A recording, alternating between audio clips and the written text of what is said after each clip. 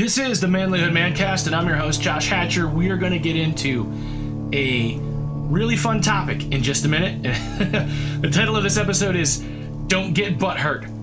I'll see you in just a minute. Are you ready to live life to the full? Are you ready to rise up and live a life of honor? Are you ready to boldly step into a life of courage? This is the Manlihood ManCast, and here's your host, Josh Hatcher.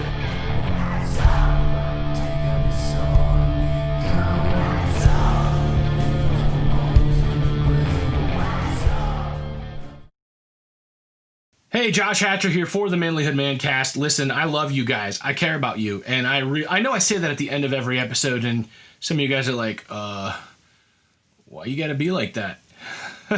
It's the honest truth. And if people aren't telling you they love you, they should. So if nobody else is telling you, I'll tell you. I love you. I do. And I think it matters. I think we should say it more. So that's why I say it. But today's episode, guys, is Don't Get Butthurt. I can't tell you how many times I see this, and it's not just a younger generation thing. You know, we hear people all the time talk about snowflakes, and they complain about snowflakes, how they're always offended by everything. They can't believe that people are so easily offended by words and all of these things. And what bothers me is the people that are complaining about snowflakes are often just as easily offended.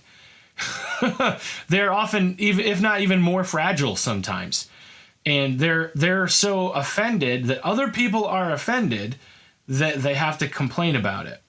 I don't know. I mean, don't get me wrong. We really should not get so easily offended, okay? But it goes across the board. So don't just think that because somebody else is being a snowflake or someone else is complaining about being offended that you are exempt from it. Just because your political affiliation or age makes you any better, because it doesn't. Okay, so I just want to point that out. And I probably just butthurt you if you are sensitive. So, guys, we need to man the heck up, all right? We need to be able to hear what other people say about us, and we need to be able to deal with that. I think there's actually a quote, and I wish I could remember who said it. I know that I've shared it quite a few times over the years, and it basically says that a man must be able to hear and to bear the worst that can be said about him. The honest truth is, a lot of times we can't. We can dish it out, but we can't take it. That's a problem. So as we talk about this today, guys, I think the first thing is we want to talk about resilience, because resilience is when a man can bounce back, right? That's what the word literally is kind of referring to, is almost like rubber is very resilient. It will return to its shape once pressure is applied to it. And that is something, that's a quality that we as men really need to develop. We need to be able to be flexible, and we need to be able to not be wounded when something comes against us. You know, I mean, if you go out and you take a hammer and you hit it on your metal car door, you're going to leave a mark. It's either going to mar the paint or dent the car. But if you take that same hammer and you hit the tire, it's just going to bounce off, and it didn't do anything, right? Because a tire is resilient. That's really what we need to strive for as men, to be resilient. So when somebody says something to you, instead of letting it hurt your feelings, we have to learn to overcome that. Now, it's not always easy to do. And I'm going to tell you, I don't care how good at it you get, somebody's always going to be able to offend you, okay? The most unoffendable people I know can always still be offended. Like, we're human. So we're not going to ever be 100% always resilient. But we should strive to be more. We should strive to be better. We should strive to be a little less offended and hurt by somebody's words. And I think that's important, guys. I think that is, we should focus on bouncing back rather than staying down. As we look at being resilient and not getting butthurt, guys, the truth is that karma, whether you want to call it that, karma, I think, is from like an Indian spirituality, but karma comes back and takes care of people that do wrong. It does. It'll come.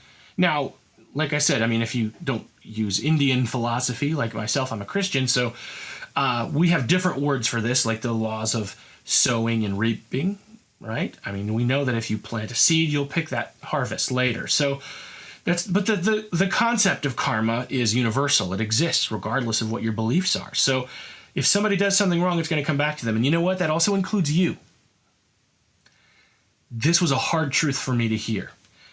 I had a friend kind of come over. Actually, the whole story is that I had a friend who had accused me very, very publicly of doing something I hadn't done. He was telling everybody a bunch of nonsense, and another friend kind of got together with me to talk about it. And, basically he was taking my side, but I was very offended that this man would dare to talk about me like this. And the truth is, I hadn't done the thing he was accusing me of this time, but I had in the past. And so my friend said, I understand that it hurts that he's saying this about you and that it's not true. But the reason that he's saying it is because you've given him room to say it, because you did it in the past. That was hard to hear. That was really hard to hear, because I had to accept that part of the reason that the butthurt was coming my way was because of something else I had done previously. Maybe I didn't deserve it this time, but I deserved it from the time before. I think of a time when my son, my kids got in trouble. I don't remember what they did, and they all got spankings. And my oldest son says, I didn't do it. I really didn't do it. And I said, let me ask you a question. Was there ever a time that you got away with something you shouldn't have done? And he said, yeah. I said, well, let this spanking count for that one. I don't think it went over very well. He did not like that encounter. He did not appreciate the humor in it. I think he might appreciate it now. I'm not sure. I'll have to ask him. But I will say that the honest truth is that if you do something wrong, it's always going to come back to you. And sometimes that hurtful thing that you're hearing that you don't want to hear may be something that you deserve to hear because of something you've done before, because of a chink in your reputation that you've left. So don't be so quick to point the finger back and say, hey, you, how dare you say that to me? Because the bottom line is you may deserve it. One of the things that my dad always said, I know you guys are probably sick of me saying, my dad always said, but honestly, I'm telling you, that was a man full of wisdom. Those of you who knew him know exactly what I'm talking about.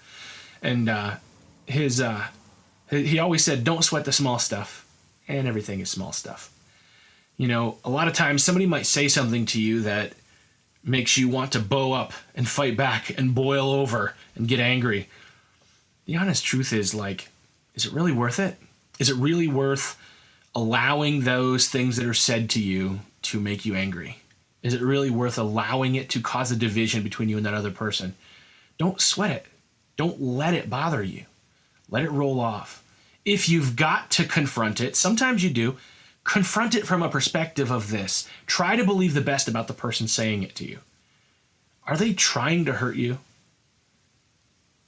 Do they really believe what it is they're saying?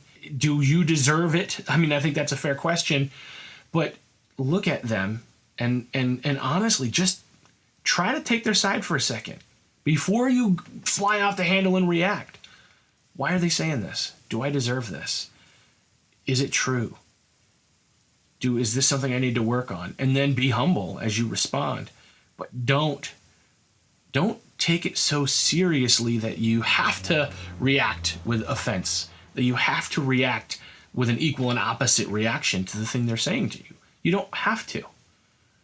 Now, if we are humble enough to self-examine and to look and see if there's any truth in it, or if the reason that they're saying the thing that hurts so much is because I deserve it from something I did before, once you've done that, if it does need to be corrected, correct it gently.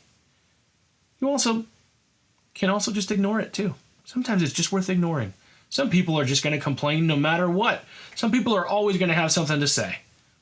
Does it matter? Not always.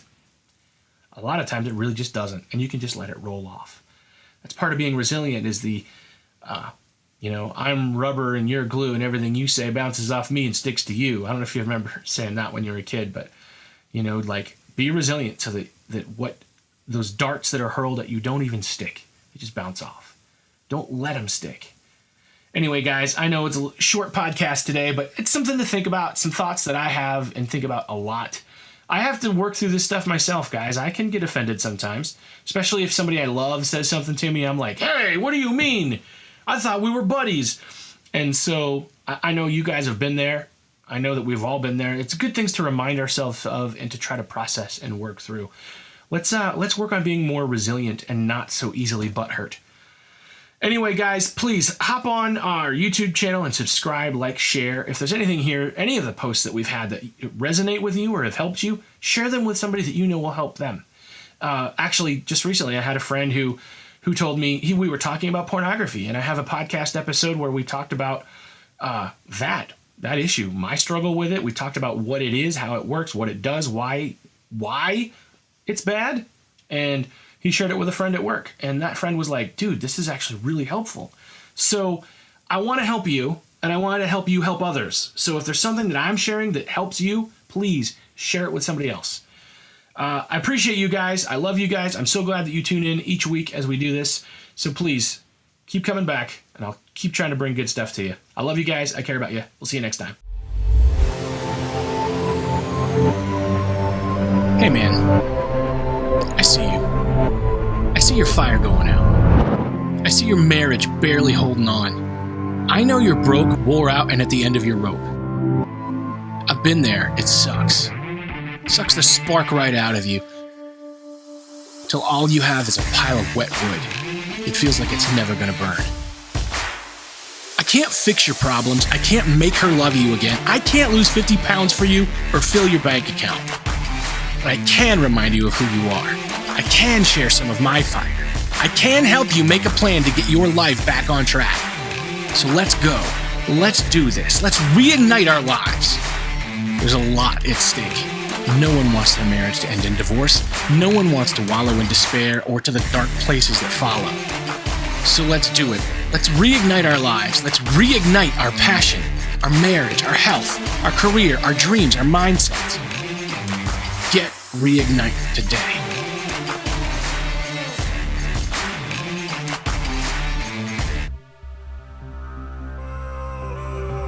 If you want to be a better man, check out our website, manlihood.com, for blogs, videos, and more from our Manlihood team. And you can also join our private Facebook group, Manlihood ManCave, where you can meet up with a band of brothers who will challenge you and help you on your journey of manhood. This episode is produced by Hatcher Media for manlihood.com. Be sure to subscribe and leave us a review on iTunes, YouTube, or wherever you're listening to the show. Tune in again for more of the Manlihood ManCast.